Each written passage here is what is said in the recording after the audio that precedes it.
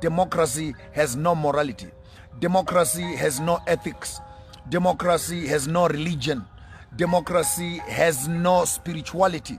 Democracy has no nothing that it believes in. Democracy has no family. Democracy has no children. Democracy has no wives. Democracy has no economy. Democracy has no respect for anything. In fact, if you look around the democratic system, what makes it even very, very spurious and very complicated is that they say that we are democratic, you are free. And the first person who must be free in any democratic system is the individual. So right, let's start right there. If the individual is free, the individual is free to what? The individual is free to be themselves.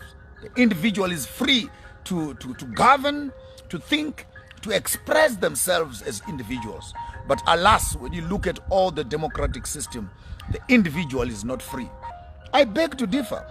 There's no African person who can say that this is our democracy, because the very concept of democracy is not owned by black people. It is a foreign plant on the African soil. When they say we are democratic and we are free to what? We are free to act like whites. We are free to eat like whites. We are free to worship like whites. We are free to dance like whites.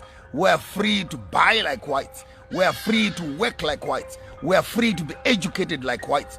We are free to suffer while white people are supervising the suffering. And that is democracy. You are free to vote, but you don't vote for your own freedom. You vote so that some few people that have been elected by a system which is being governed by another system, which is being sponsored by another system, must run the common people and have access to resources of those countries. They call this democracy in Africa. I beg to challenge every politician out there who has got a better explanation that democracy will work on African ground. Please come forward and challenge me on that. We can say that we are free, but our freedom is rotting, is eating, is cankering, is destroying, is vandalizing our own systems. We are simply an audience that is floating in the midst of a system that is being managed by those who have resources. I want to say it very clearly, that poor people have no choices. Poor people have no choices. Choices are for the rich people. So show me a democratic system that allows common people to be rich. No, democracy is actually a fine-tuned system of capitalism, with some small little elements of socialism and a little bit here and there of some hierarchical and cultural tolerance. But democracy, in all honesty, is not a system that was built by Africans, to be maintained by Africans, to be assumed by Africans. Our form of governance as Africans is Ubuntu. Ubuntu is our governance. I am because you are. It does not make sense that Africa can have so many resources, yet Africa still languishes in poverty. We have banks that we don't own. We have education systems that we don't own. We have curriculums that we never wrote. We have political parties that don't service our own interest as people. We have passports. They don't give us access to other countries. They have access to our countries. We don't have access into their own countries. And that's supposed to be democracy. They have embassies in our own countries, and yet they put the same countries in sanctions.